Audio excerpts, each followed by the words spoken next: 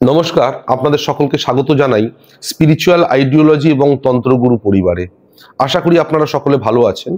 এরকম বহু মানুষ আছেন যাদের হওয়া কাজ হতে চায় না। যেমন ধরুন, আপনি কর্মক্ষেত্রে ইন্টারভিউ দিয়েছেন, মনে হচ্ছে চাকরিটা হয়ে যাবে, কিন্তু কোনো এক কারণে শেষ মুহূর্তে এসে সেই জায়গা থেকে আপনাকে পিছিয়ে আসতে হয়েছে।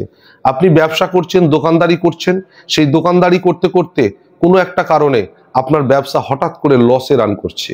আপনি লটারির টিকিট কাটছেন, কাছাকাছি যাচ্ছেন, কিন্তু ভালো প্রাইজ পাচ্ছেন না। এরকম বিভিন্ন দিক আছে যে জায়গায় আপনার দুর্ভাগ্য আপনাকে পিছু ছাড়ছে না, হওয়া কাজ হতে চাইছে না, ঠিকঠাক কাস্টমার পাচ্ছেন না, ঠিকঠাক ইনকাম বাড়ছে না, এমনকি তার সাথে সাথে এমন দুর্ভাগ্য যে সংসারেও নিত্য কলহ এবং রোগ লেগেই আছে। তো আজকের যে বিশেষ পরামর্শ আমি দেবো, বিশেষ এই কারণেই বললাম, আজকের পরামর্শ অনেক মানুষ আছেন যারা জ্যোতিষ পরামর্শ বা তন্ত্রের পরামর্শ নিতে পারেন না। তার কারণ হচ্ছে, কোনো কিছু পাথর ধারণ করতে গেলে বা কোনো কিছু কবচ ধারণ করতে গেলে তার জন্য একটা পয়সা খরচা করতে হয়। কিন্তু অনেক মানুষ তো আছেন যাদের পক্ষে পয়সা খরচা করা এই মুহূর্তে সম্ভব হয় না। কারণ আমি লক্ষ্য করে দেখেছি, সুসময়ে মানুষ জ্যোতিষ পরামর্শ সাধারণত নেয় না, তন্ত্রের দ্বারস্থ সাধারণত হয় না। এবং এটাও দেখা গেছে, সুসময়ে ঈশ্বরের দ্বারস্থ হতেও আমরা ভুলে যাই। দুঃসময় এলে তবেই মানুষ কিন্তু আমাদের মতো মানুষের দ্বারস্থ হয় বা ঈশ্বরের শরণাপন্ন হয় বা তন্ত্র এবং অ্যাস্ট্রোলজির কাছে যায়, যাতে করে তার জীবনের এই দুঃখ নিবারণ হয়ে সুসময় আসে। তো মন দিয়ে শুনবেন, আজকের যে পরামর্শটি আপনাদের জন্য এনেছি, যাদের দুর্ভাগ্য পিছু ছাড়ছে না, সুসময় কিছুতেই আসছে না, কাজের সামনাসামনি গিয়েও সেখান থেকে ফিরে আসতে হচ্ছে, দোকানদারি ঠিকঠাক চলছে না, লটারি কাটছেন, লটারির বড় অ্যামাউন্টের কাছাকাছি নাম্বার যাচ্ছে, কিন্তু লটারির বড় অ্যামাউন্ট আপনি পাচ্ছেন না, এই সমস্ত মানুষদের জন্য আজকের বিশেষ পরামর্শ।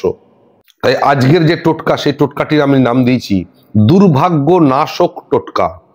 এই টোটকাটি আপনাদেরকে পালন করতে হবে যে কোনো চৌরাস্তার মোড়ে, নির্জন চৌরাস্তার মোড়ে, দিন 12টা অথবা রাত্রি 12টা, যে কোনো সময় আপনি এই চৌরাস্তার মোড়ে এই ক্রিয়াটি করতে পারেন।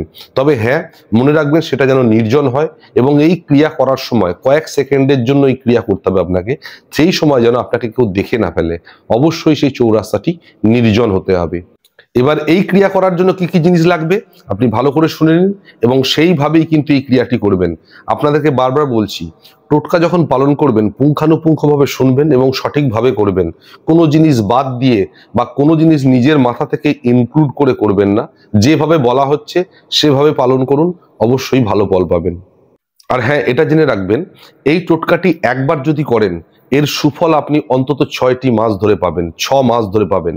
কাজেই 6 মাস পর আবার এই টোটকাটি যখনই ভালো ফল পাবেন, দ্বিতীয়বার করবেন, তাহলে আবার 6 মাস কিন্তু এর সুফল আপনি পাবেন। আপনি মিলিয়ে নেবেন, এই টোটকা পালন করার পর বেশি দিন সময় না 10 থেকে 15 দিনের মধ্যে সুফল আপনি পেতে শুরু করে দেবেন। তাই শুনে নিন আপনাকে কি করতে হবে। প্রথমেই আপনাকে একটা নির্জন চৌরাস্তার মোড় নির্বাচন করতে হবে। যে চৌরাস্তার মোড়ে সাধারণত মানুষ যাতায়াত করেন না, বা করলে রাত্রি 12টার সময়টা আপনি সিলেক্ট করুন। এই সময়ে আপনি এই টোটকাটা পালন করুন বা ক্রিয়াটা করুন। আপনাকে প্রথমে যেটা করতে হবে, একটু উনুনের ছাই জোগাড় করতে হবে।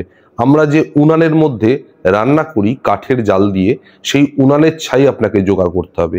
সেই ছাইয়ের সাথে একটু আটা মিশিয়ে, সেই আটা এবং ছাইয়ের মধ্যে একটু জল দিয়ে আপনাকে 7টা লাড্ডু বানিয়ে নিতে হবে। 7টা ছাইয়ের লাড্ডু আপনাকে প্রথমে বানিয়ে নিতে হবে। আপনি একটা বড় পিতলের থালা নেবেন, সেই থালার ওপর একটি কলা পাতা রাখবেন। এই কলা পাতার উপর আমি যা ভাবে বলবো, যে জিনিসগুলো বলবো, সেই জিনিসগুলোকে আপনাকে সাজাতে হবে। তাহলে এই কলা পাতার উপর আপনি সাজিয়ে নিয়েছেন 7টি উনুনের ছাইয়ের লাড্ডু, প্রথম গেল।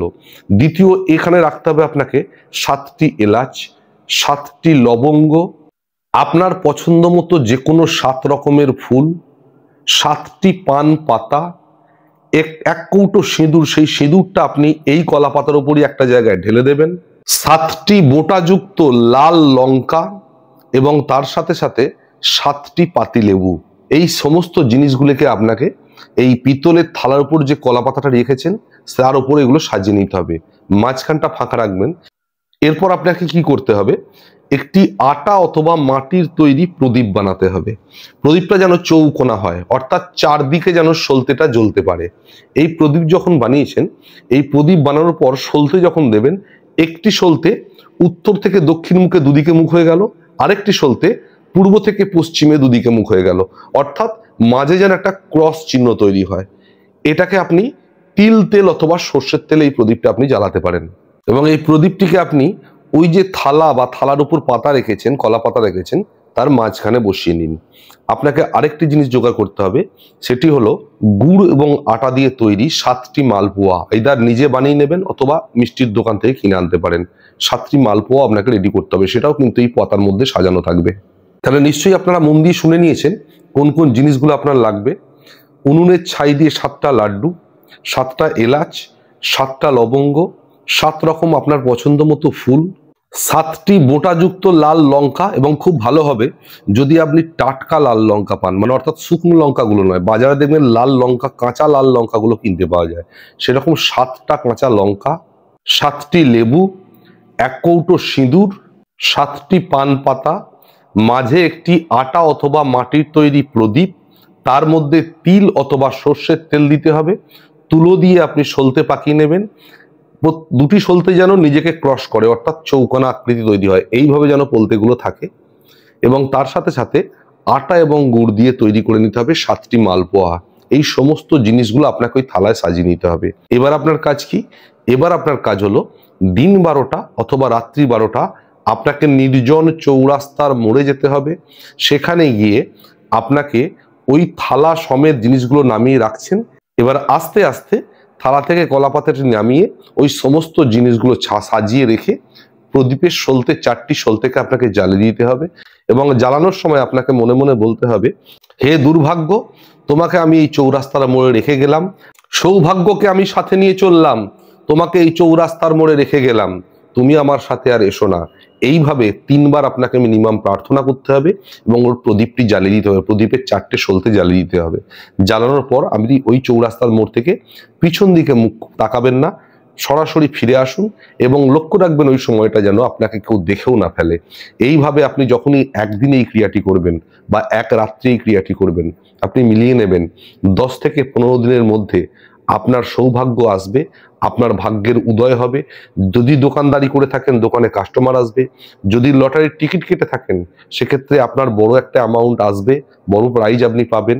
যদি কর্মক্ষেত্রে আপনার বারবার কোনো তৈরি সুযোগ নষ্ট হয়ে যায়, সেই সুযোগ আপনার জন্য নতুন করে তৈরি হবে। সব দিক থেকে আপনার ভাগ্যের উন্নতি ঘটবে, এটা মিলিয়ে নেবেন। জয় মা সর্বমঙ্গলা। আশা করি আপনারা এই টোটকা পালন করবেন এবং আপনারা ভালো থাকবেন, এইটুকুই কামনা করি। নমস্কার।